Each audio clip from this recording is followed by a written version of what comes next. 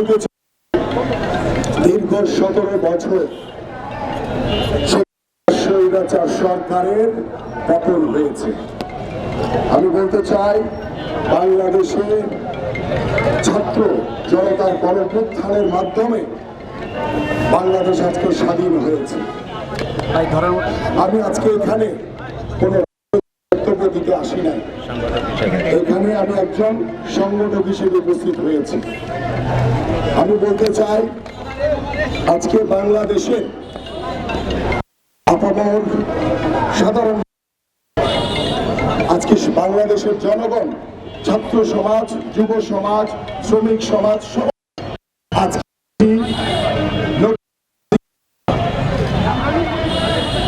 যে স্বস্তি সেটা অনুভব করছি। আপনারা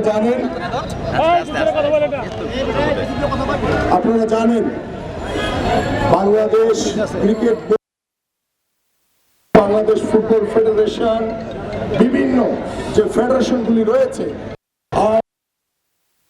স্বৈরাচার সরকার দীর্ঘ বছর ধরে তার রাজনৈতিককরণ এবং দলীয়করণ করে বাংলাদেশের স্পোর্টসকে ধ্বংস করে ফেলেছে। আপনারা জানেন, আপনারা ক্রিকেট বোর্ডে যারা রয়েছে, এই আওয়ামী স্বৈরাচার সরকারের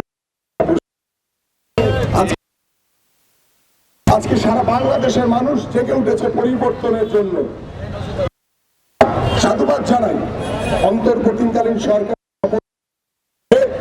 যে দায়িত্বভার রাখছেন।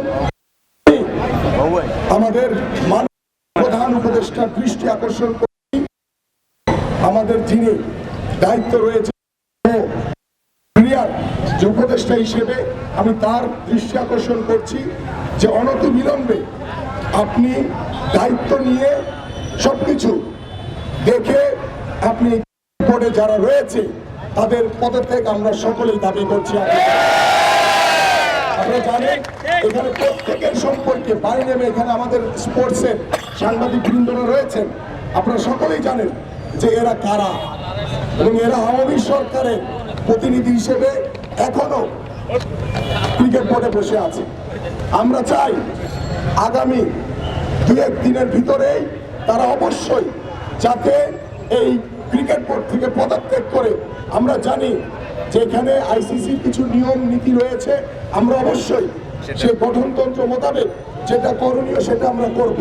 কিন্তু আমাদের দায়িত্ব হচ্ছে এখন সকলকেই যে আমরা এই ক্রিকেট বোর্ডের অপসারণ চাই এবং নতুন ভাবে ক্রিকেট বোর্ড সাজিয়ে বাংলাদেশের ক্রিকেটকে দুর্নীতি মুক্ত করতে হবে। কারণ আমরা দেখেছি, আমরা তথ্য উপাত্ত সংগ্রহ করছি যে প্রত্যেকটি ফেডারেশনের যে দুর্নীতি হয়েছে, সেই দুর্নীতির শ্বেতপত্র আমরা অতি শীঘ্রই আপনাদের সামনে উপস্থাপন করব।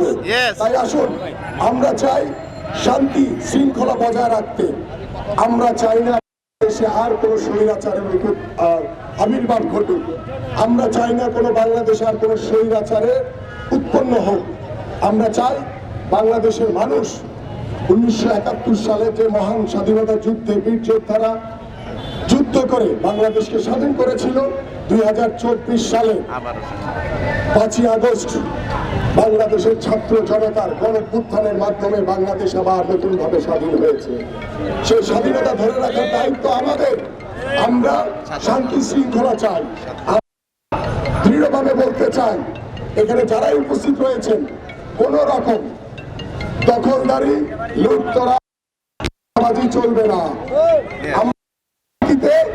বাংলাদেশের প্রত্যেকটি রাষ্ট্রীয় প্রতিষ্ঠানগুলো সুন্দরভাবে চলবে এবং গণতান্ত্রিক পন্থায় চলবে। কোন স্বৈরাচারী ভূমিকায় কাউকে আমরা দেখতে চাই না। যেহেতু আওয়ামী স্বৈরাচার সরকারের পতন হয়েছে এবং তাদের প্রেতাত্মারা এখনো ক্রিকেট বোর্ডে বসে আছে, সেই ক্রিকেট বোর্ডের সকল যে পরিচালক রয়েছে, আপনাদের কাছে অনুরোধ করব, আপনারা সকলে অনতি বিলম্বে এদেশের মানুষের যে প্রত্যাশা, যে চাওয়া এবং ক্রিকেট প্রেমীদের যে চাওয়া, পদত্যাগ করে নতুন গঠনতন্ত্র কিভাবে আমরা আলোচনা করে ক্রিকেট বোর্ডকে নতুন ভাবে সাজাতে পারি, সেই বিষয় নিয়ে আপনাদের কাছে আমি আলোচনার জায়গাটি খালি করে রাখলাম। আপনারা সেই ডাকে সাড়া দিবেন, এটা আমি বিশ্বাস করি। আমি আজকে এবং আগামীকালকে আমাদের একটি কর্মসূচি রয়েছে বাংলাদেশ ক্রীড়া উন্নয়ন পরিষদের পক্ষ থেকে। আমরা এনএসসি টাওয়ারের সামনে সেখানে মানববন্ধনের জন্য উপস্থিত হব এবং আপনাদের সকলকে সেখানে থাকার জন্য এবং আসার জন্য অনুরোধ করছি। সবাইকে ধন্যবাদ, ভালো থাকবেন এবং কোনো বিশৃঙ্খলা তৈরি করবেন না, শান্তিপূর্ণভাবে আপনারা আমার সাথে আসবেন। আমরা আমাদের যেটা একটি কর্মসূচি রয়েছে সেই কর্মসূচি আমরা পরবর্তীতে পালন করব। সকলকে ধন্যবাদ। আগামীকাল সকাল 11টা মানববন্ধন এখানে শেষ